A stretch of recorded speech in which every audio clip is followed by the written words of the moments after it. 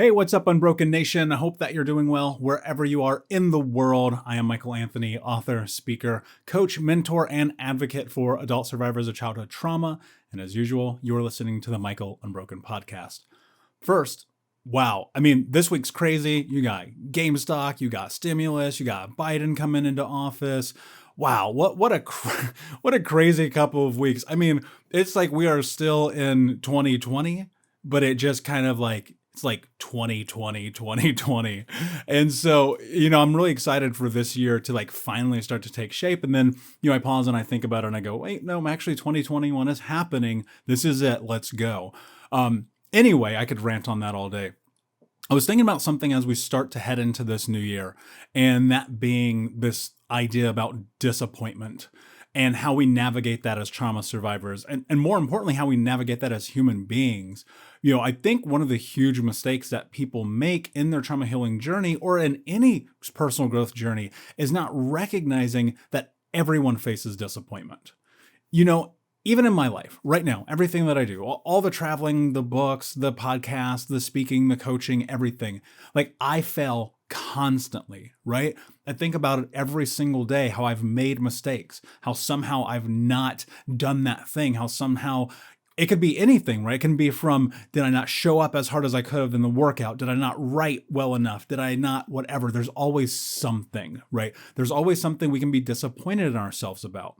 The struggle that we face is changing the narrative from disappointment to understanding that those places and times in which we fail are opportunities to learn. I don't know how else to put it. Those moments of failure, they're opportunities to learn. One of the biggest problems that we face, though, and I might just say that again and again, is that personal narrative that we have with our relationship with disappointment. Look, we're used to it. We've leveraged the idea of the world always letting us down, our family, our friends, our community, and then we tack it on to do ourselves.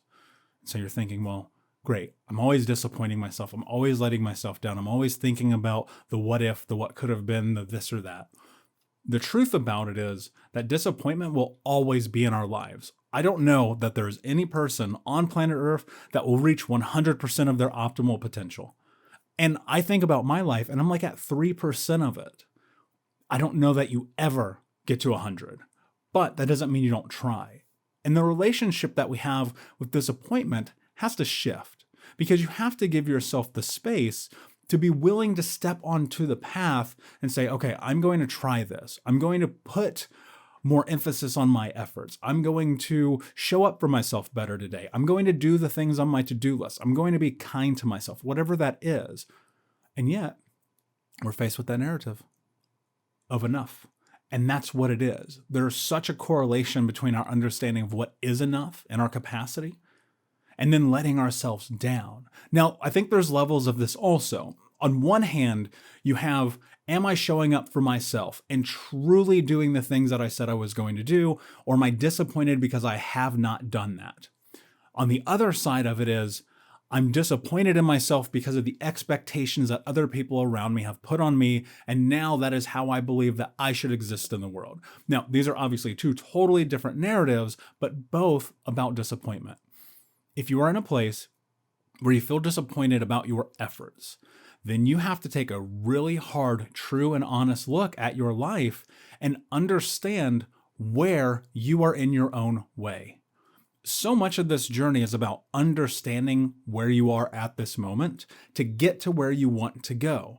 And if today, right now, you're stuck in this narrative of I am disappointed in myself because I did not show up for myself, that is tied so deeply into our worth, our value, and our self-esteem. And it's really easy to get that misconstrued with effort, right? Because there is a correlation between what you put in and what you get out, but there's also the mindset that you have, the way you think about yourself, the way you feel about yourself in the world.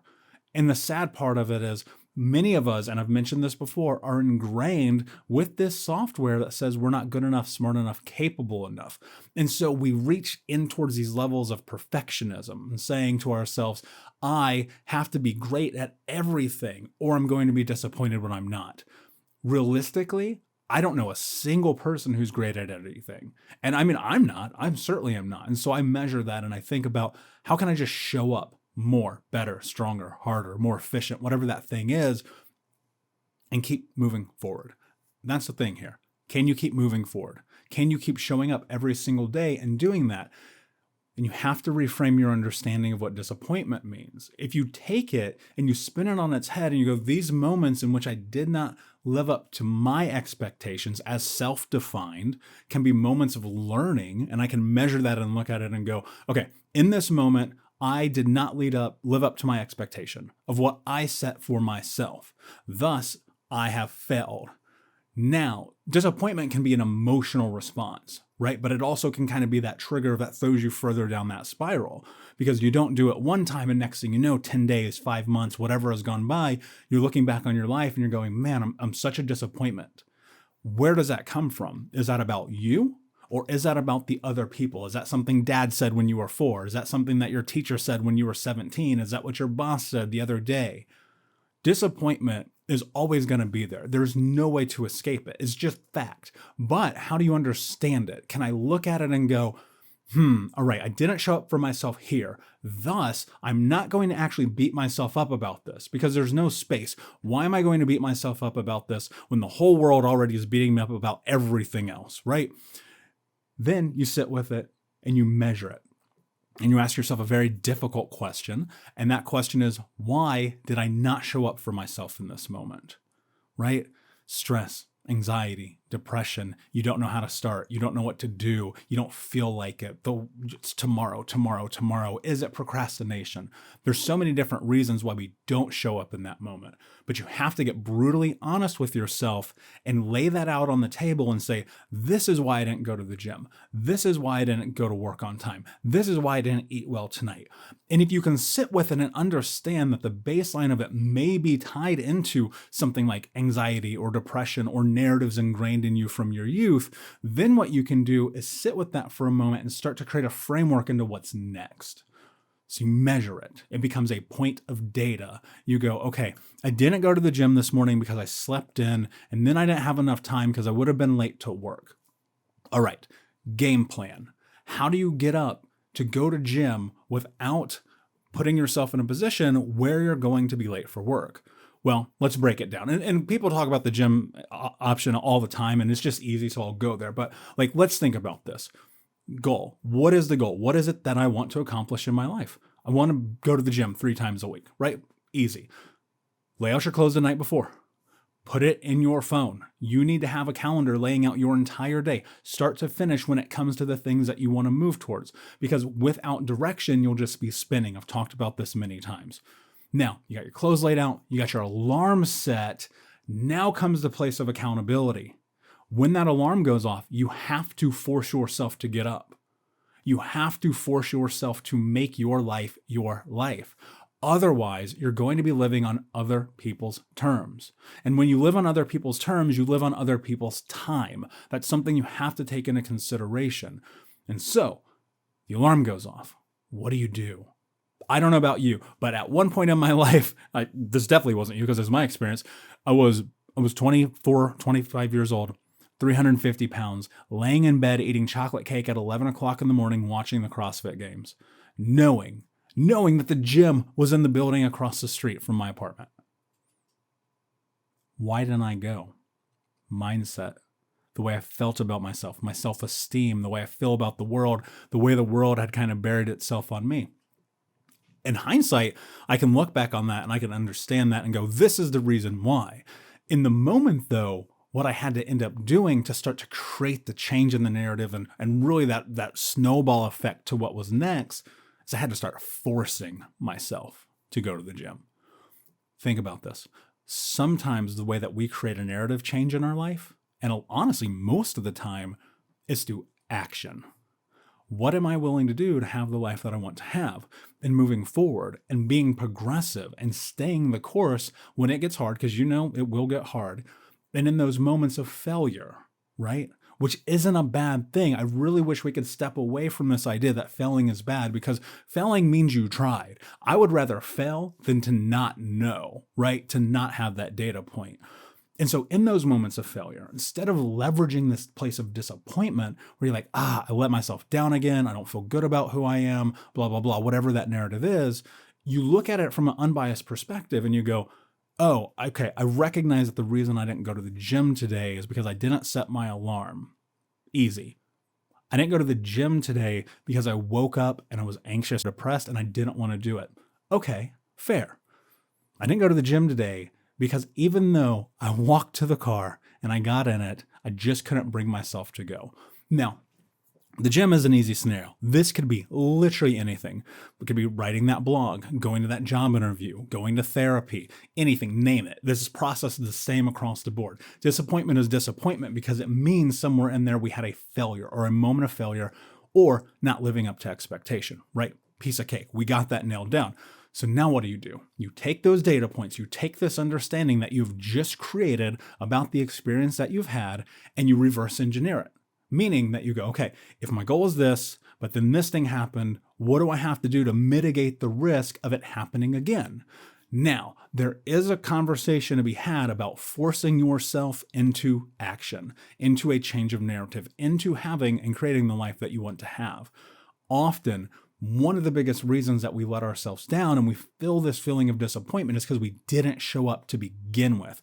Now, that is much different than failure, right? Not showing up to start, that is not the same as failing. I would much rather fail than to never show up to the game.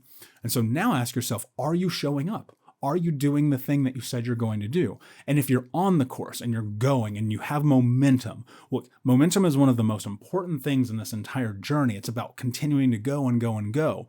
And in that moment in which momentum stops and you're stuck and you fall back and you look at it and you go, oh no, I didn't show up today, even though I did it for 37 days in a row. On day 38, it's not a breakdown of the entire system, right? Because we progress, we hit these plateaus, and when you're at it, then at that moment, that becomes a new baseline, okay? So now you have the understanding of, I just made it 37 days to here, doing the thing that I said that I was going to do. Amazing. That's so good. Perfect. But day 38 didn't make it. Something happened. Life didn't feel like it. Whatever that narrative is, right? That is not a moment to employ disappointment upon yourself, but instead a moment to sit and go, what happened? How do I take data from this moment and figure out what it was that happened so that tomorrow or even that day, right? I think people go tomorrow, but man, you know this as well as I do. Tomorrow's not promised. You could die right now. I could die before I finish saying this, right? And so because I understand that, how do I implement the change right now in this moment to move forward? That's the art of momentum through pushing yourself. Can you get to this place where even though you've had this moment of breakdown, you go, okay, I understand what happened. I'm going to go do it anyway, right? And so day 38, you sit with it. Maybe you needed to rest, right? That's a conversation to be had too, right? Am I going too hard? Have I done too much? Am I stretched too thin? Do I need a break? Or am I just not feeling it? So I'm not going to do it. If you want to step into what's next in your life, you have to force yourself to do things even in the times that you don't feel like doing it. Because to be honest with you, if we only did things when we felt like doing them, we'd probably never do anything. I know I would never do anything, right? And I think about that moment back there, being 350 pounds, watching CrossFit games, and then thinking about my life of doing CrossFit in multiple different countries and having this really nice physique for a while, and then COVID happening, and now getting back into the routine and looking at these as data points and going, okay, I'm not disappointed in myself, but what I have to do here is understand what has happened, create a game plan and a roadmap, and then accountability. The world is going to beat you up all day, every day, no matter what, from your hair color to the size you are, to your gender, to everything in between. You already know this. I'm not telling you anything that you don't know. So why the hell are you going to beat yourself up? Right? That's the easy thing to step into. And people will go, well, I don't have self-esteem and I don't have self-belief and I don't have boundaries or anything like that. Okay, fine. You don't right now, not in this moment. And so how do you do that? You create them. You have to create your life. And you're either going to do it on your time or you're going to do it on someone else's. And I think the worst thing that you can do is not move forward. Take a data point of failure and enjoy it and go, wow, I actually tried this. Take a data point of failure and then measure, am I being a perfectionist? Am I looking to try to do something that is not possible, not feasible, right? Take a data point of failure and look at, am I just doing too much? I need to give myself space. I need to give myself grace and leniency, right? There's so much information in what happens, but to beat yourself up because you think that you have to do something for the purpose of fulfilling someone else's desires is the number one way that you will fail, in a way that will then turn into this self-sabotage, into this depression, this despair, whatever that thing may be. And so I want you to think about that as you move forward. Disappointment is everywhere. But what you do with it is going to dictate the way that you move forward in life. So I hope that was super helpful for you guys. As usual, thank you so much for stopping by. Please subscribe, like, comment, share with a friend. Until next time, my friends, be unbroken. I'll see ya.